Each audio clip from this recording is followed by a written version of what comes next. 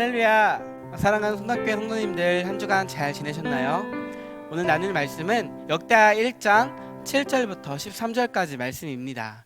우리 함께 읽어보도록 하겠습니다. 역대하 1장 7절에서 13절까지 말씀입니다. 우리 함께 읽어보도록 하겠습니다. 시작! 그날 밤에 하나님이 솔로몬에게 나타나 그에게 이르시되 내가 내게 무엇을 주랴 너는 구하라 하시니 솔로몬이 하나님께 말하되 주께서 전에 큰 은혜를 내 아버지 다윗에게 베푸시고 내가 그를 대신하여 왕이 되게 하셨사오니 여호와 하나님이여 원하건대 주는 내 아버지 다윗에게 허락하신 것을 이제 굳게 하옵소서.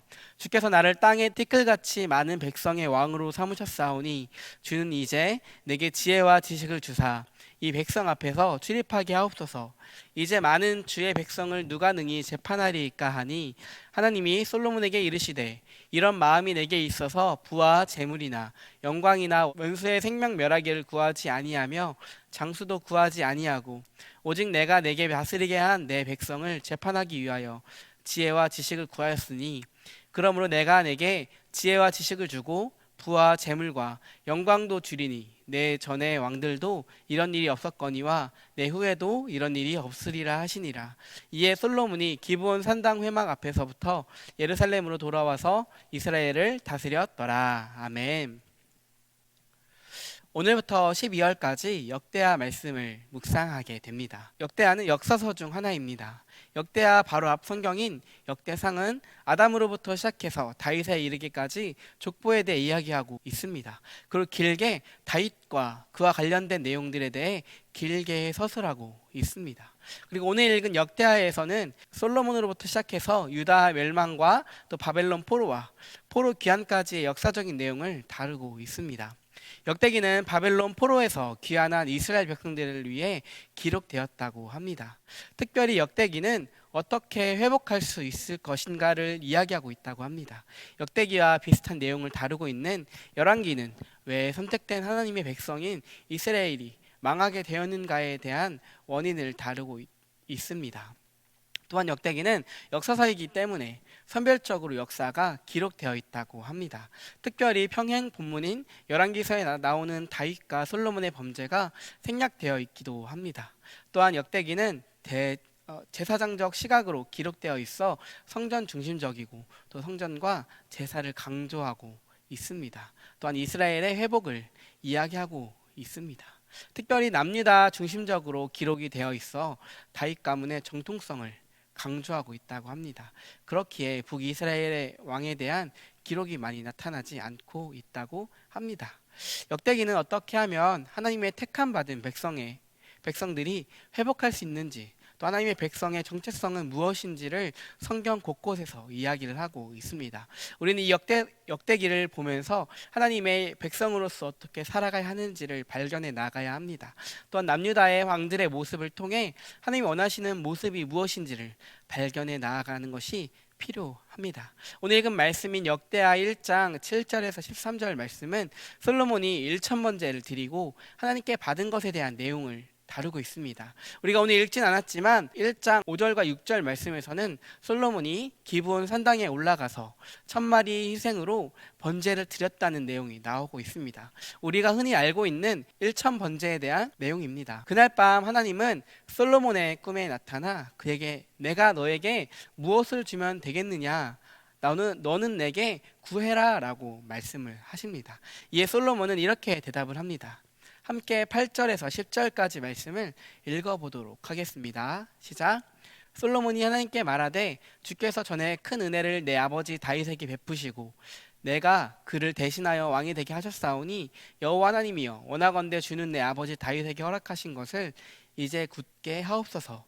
주께서 나를 땅의 티끌같이 많은 백성의 왕으로 삼으셨사오니 주는 이제 내게 지혜와 지식을 주사 이 백성 앞에서 출입하게 하옵소서.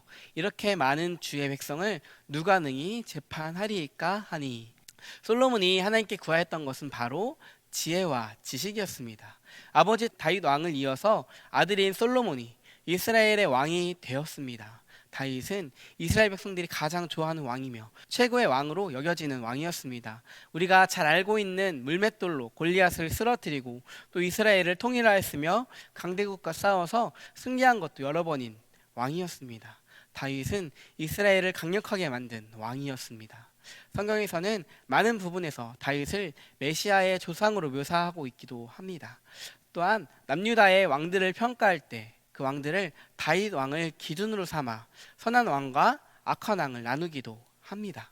근데 이렇게 강력하고 칭송받는 왕의 뒤를 이어서 왕이 된 솔로몬, 그는 다윗의 범죄로 말미암아 얻게 된 여인 밧세바를 통해 낳은 아들이었습니다. 밧세바는 다윗의 충신 중 하나였던 우리아의 아내였습니다. 다윗은 전쟁 중에 우리아의 아내를 범하였고 우리아를 적들의 손을 빌려 죽인 후 결국 자신의 아내로 삼았었습니다. 이런 사실을 과연 백성들과 다른 신하들이 몰랐을까요? 아마도 너무나도 잘 알고 있었을 것입니다. 그렇게 솔로몬은 두려움이 있었을 것입니다. 자신의 아버지는 위대한 왕이었고 자신의 출신은 아버지의 실수 또 죄악으로 인해 맺어진 여인으로부터 태어난 존재였기에 왕으로서 잘 통치할 수 있을지에 대한 걱정이 있었을 것입니다. 그런 그의 마음이 10절의 말씀에 담겨 있었던 것 같습니다. 이런 상황 속에서 왕이 된 솔로몬에게 필요했던 것은 바로 하나님의 도우심이었습니다.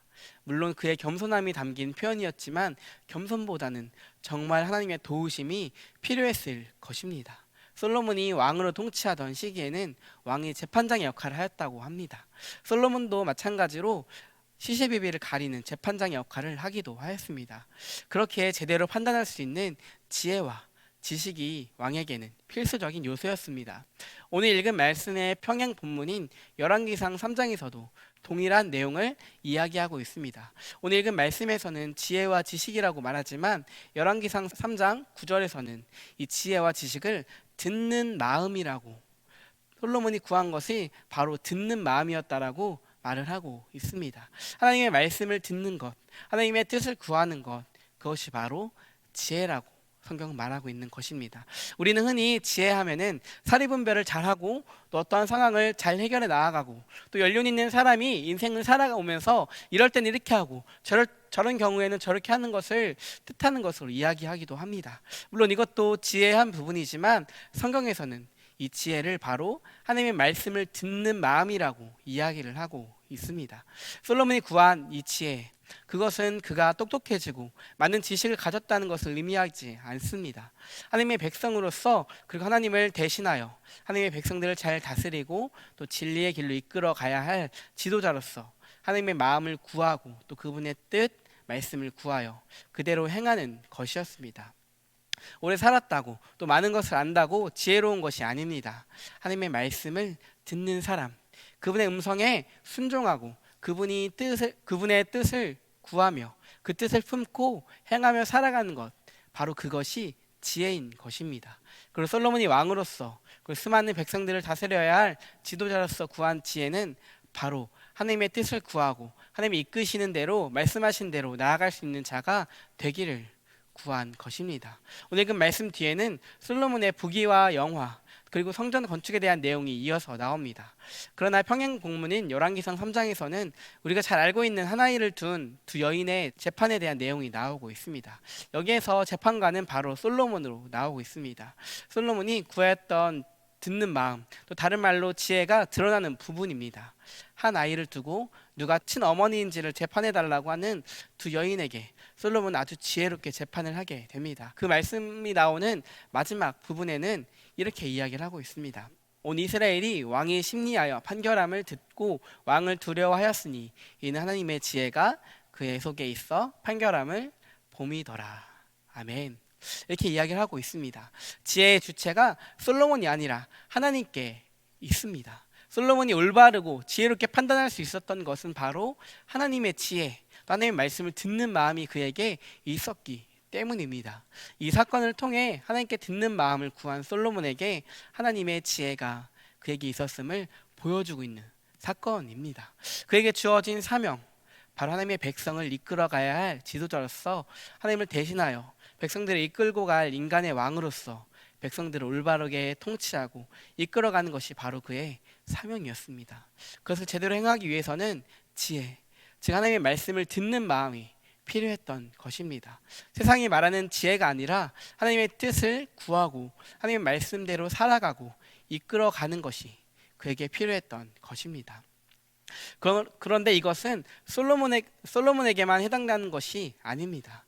이 땅에서 하나님의 백성으로서 살아가는 우리들에게도 필요한 것입니다. 우리에게 주어진 그 사명, 또 하나님께서 불러주신 그 소명, 하나님은 각 한 사람 한 사람을 왕같은 제사장과 또 하나님의 복음을 선포하는 또 드러내는 자로 그리스도인들을 택하시고 불러주셨습니다. 그리고 세상 속에서 살아가면서 우리가 그리스도인으로서 온전히 살아갈 수 있도록 바로 이 지혜, 듣는 마음을 구하도록 하나님께서 말씀하는 것입니다. 그리고 세상 속에서 살아가기 위해서는 바로 이 지혜와 또 듣는 마음이 필요합니다. 우리의 잘난 것, 우리의 지식으로 판단하여 나아가는 것이 아니라 하나님의 지혜와 또 하나님의 말씀을 듣고 그분의 뜻을 구하여 그대로 나아가는 것이 모든 그리스도인들에게 필요한 요소입니다. 우리의 눈은 하나님의 말씀인 성경을 향하여야 하고 우리의 귀는 우리에게 말씀하시는 하나님의 음성을 향하여야 합니다. 우리의 이 듣는 마음, 하나님의 지혜를 구하는 것을 멈추는 그때 우리는 우리 멋대로 또 우리의 자랑과 우리의 필요를 따라 살아가게 될 것입니다. 그것이 바로 우리 인간의 본성입니다. 오늘 나는 솔로몬, 지혜의 왕으로서 유명한 이 솔로몬이 지혜로웠던 것은 그의 눈과 귀가 하나님의 말씀과 하나님의 음성을 향해 있었기 때문입니다. 하지만 솔로몬은 계속해서 하나님께 듣는 마음을 구하지 않았던 것 같습니다. 신명기 17장에서는 이스라엘의 인간의 왕이 세워지면 지켜야 할 규례들이 명시되고 있습니다. 함께 신명기 17장 16절에서 19절 말씀을 읽어보도록 하겠습니다. 시작. 그는 병마를 많이 두지 말 것이요 병마를 많이 얻으려고 그 백성을 애굽으로 돌아가게 하지 말 것이니 이는 여호와께서 너희에게 이르시기를 너희가 이후에는 그 길로 다시 돌아가지 말 것이라 하였음이며 그에게 아내를 많이 두어 그의 마음이 미혹되게 하지 말 것이며 자기를 위하여 은금을 많이 쌓지 말 것이니라. 그가 왕위에 오르거든 이 율법서의 등사본을 레위 사람 제사장 앞에서 책에 기록하여 평생에 자기 옆에 두고 읽어 그 하나님 여호와 경외하기를 배우며 이 율법의 모든 말과 이 규례를 지켜 행할 것이니라. 아멘. 원래 이스라엘의 왕은 오직 하나님 한 분 뿐이어야만 하지만 이스라엘 백성들이 다른 나라와 같이 왕을 구하게 되었을 때 그 왕이 지켜야 할 규례들을 명시하는 부분입니다. 그것은 첫째, 병마, 즉 전쟁에 쓰이는 말과 병거를 많이 두지 말라고 합니다. 두 번째는 아내를 많이 두지 말라고 이야기하고 있고요. 세 번째는 자기를 위하여 은금을 쌓지 말고, 마지막은 말씀을 옆에 두어 하나님 경외하기를 배우고 율법과 규례를 모두 지키라는 규례였습니다. 그런데 재미있게도 솔로몬은 이 네 가지 규례를 모두 다 어기며 살아왔습니다. 역다에서는 다윗 왕조의 정통성을 드러내야 하고 성전 중심적이고 제사 중심적인 내용을 다루어야 하기에 솔로몬의 부정적인 내용을 말하지 않고 있지만 곳곳에 그가 이 규례들을 어겼음을 드러내주고 있습니다. 오늘 읽은 말씀 바로 뒷부분인 14절부터 17절에 해당되는 부분에 이 내용이 나오고 있습니다. 14절에서는 솔로몬이 마병과 병거를 모으고 15절에서는 은과 금이 돌같이 흔하였다라고 기록하고 있습니다. 역대기 기자는 부정적으로 묘사하지 않고 있지만 정확하게 신명기 17장 말씀을 위반하고 있는 것입니다. 열왕기상 11장 1절 이하에서는 그가 이방의 많은 여인들을 사랑하였고 또 3절에서는 후궁이 700명이고 첩이 300명이 있었다라고 기록을 하고 있습니다. 하나님께 듣는 마음을 구하였던 솔로몬, 그는 처음에는 자신의 아버지처럼 하나님의 마음에 합한 모습을 보였지만 결국에는 하나님을 떠난 모습을 보여주고 있습니다. 그의 이런 행적은 그가 하나님께 듣는 마음을 구하지 않았기 때문인 것입니다. 그가 계속해서 듣는 마음, 하나님의 지혜를 구하였다면 그의 마지막 기록은 달랐을 것입니다.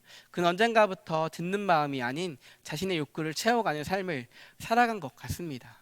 사랑하는 성당교회 성도님들, 우리가 구해야 할 것은 바로 하나님의 지혜, 듣는 마음입니다. 이 험한 세상, 죄악이 가득하고 혼란스러운 이 시대에 우리가 온전히 살아갈 방법은 또 그리고 우리가 그리스도인으로서 제대로 살기 위해서 구해야 할 것은 솔로몬이 구하였던 듣는 마음입니다.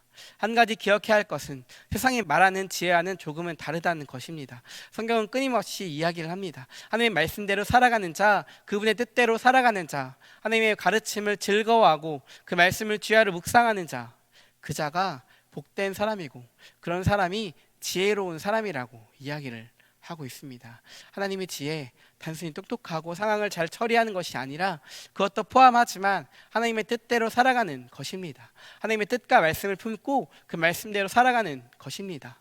우리는 솔로몬의 부귀와 영화, 그의 지혜에 집중하지만 하나님은 그의 눈과 귀를 주목하셨습니다.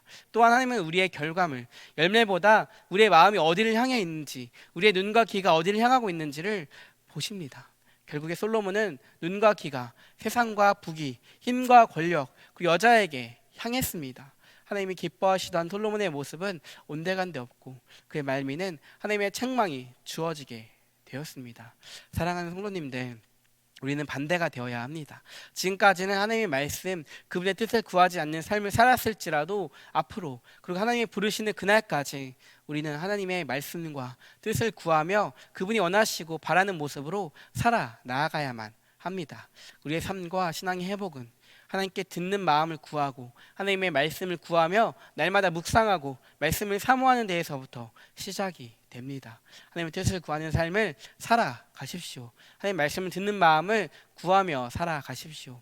하나님 우리를 붙드시고 이끌어 가실 것입니다. 우리 하나님의 말씀을 구하고 그 말씀대로 한 걸음 한 걸음 순종하며 나아가면 됩니다. 우리 다 함께 기도하겠습니다. 지혜의 근원이신 하나님, 감사합니다. 우리에게 주어진 삶 속에서 하나님의 말씀을 구하며 나아가기를 원합니다. 하나님, 우리는 죄 많고 우둔하여 날마다 하나님을 선택하기보다는 나의 만족과 나의 유익을 구하는 것이 우리들의 모습입니다. 하나님, 세상과 나의 유익을 선택하지 않고 몇 순간 우리에게 말씀하시고 우리를 진리로 구원을 이끄신 하나님의 말씀을 구하고 듣고 바라보며 나아가게 하여 주시옵소서. 날마다 우리의 마음에 하나님 말씀이 채워지게 하여 주시고 날마다 하나님과 하나님의 말씀을 선택하게 하여 주시옵소서. 주님, 솔로몬의 모습을 통하여 우리가 나아가야 할 바를 알려주셔서 감사합니다. 과거엔 하나님을 선택하지 않고 하나님의 말씀을 구하지 않았을지라도 오늘부터 우리 앞으로 하나님의 말씀을 선택하고 구하게 하여 주시옵소서. 크고 작은 갈등 속에서도 진리이신 하나님만을 선택하기 원합니다. 주님, 붙들어 주시옵소서. 감사드리며 예수님의 이름으로 기도드립니다. 아멘.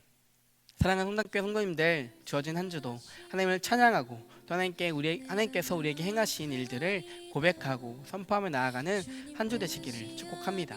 날마다 지혜의 근원이신 하나님의 말씀을 구하고 들으며 또 바라보며 나아가는 저와 성도님들 되시기를 소망합니다.